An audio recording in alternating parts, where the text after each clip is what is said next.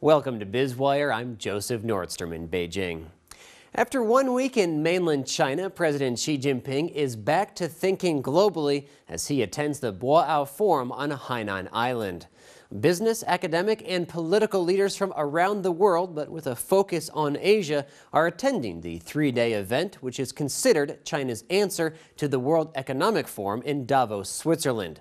One of the more striking things to come out at the forum was when Xi Jinping said no country should be allowed to cause chaos in the region, referring to, though not directly naming, North Korea. In his opening remarks at the forum, Xi Jinping said no one should be allowed to throw a region and even the whole world into chaos for selfish gains in some of his most pointed remarks about China's northeastern neighbor. On Saturday, Foreign Minister Wang Yi expressed frustration at North Korea, saying the central government would not allow troublemaking on China's doorstep, further distancing itself from the country it has supported for decades. China is involved in territorial disputes with several countries, with representatives at Boao, whom Xi Jinping addressed by saying China would properly handle differences and frictions with the relevant countries, but would also continue to press its claims. Besides issues of security, economic matters were the focus of much attention from the nearly 1,500 participants gathered at the seaside resort. Executives complain that private companies in China are discriminated against as rules and policies favor state-owned giants who receive easier access to land, credit, and other resources at low cost, creating monopolies that eliminate competition. China's Premier Li Keqiang addressed contradictions of state-run capitalism more colorfully when he said that China must cut off the hand that has been wrongly installed on the government's arm. Li Jiange, chairman of China International Capital Corporation, said companies should focus more on market demand, otherwise investments will lead to redundancies and waste.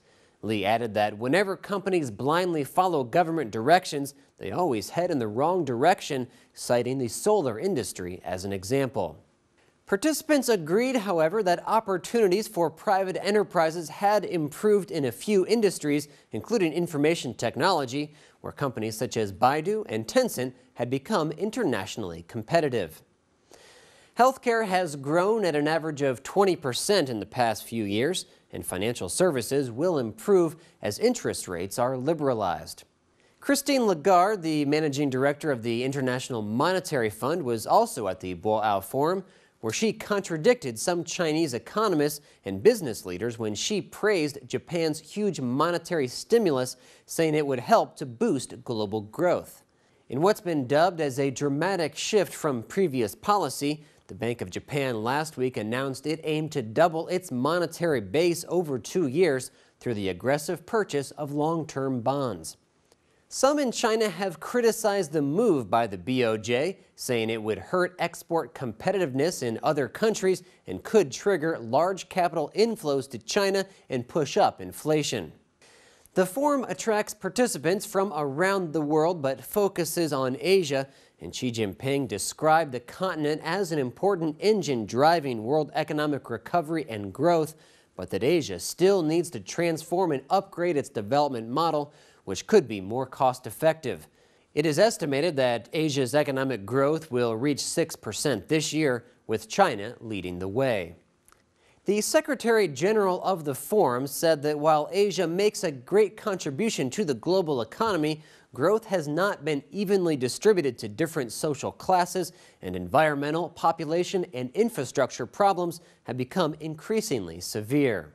The Secretary said the global economy has entered a period of profound readjustment, and its recovery remains elusive, and specifically said the international financial sector is fraught with risks. China's top 2 leaders, Xi Jinping and Li Keqiang, have been advocates of domestic reform, and much of this year's forum concentrates on topics related to restructuring, as economists from all over have been invited to discuss China's path over the past 3 decades, as well as its prospects for the next 10 to 15 years.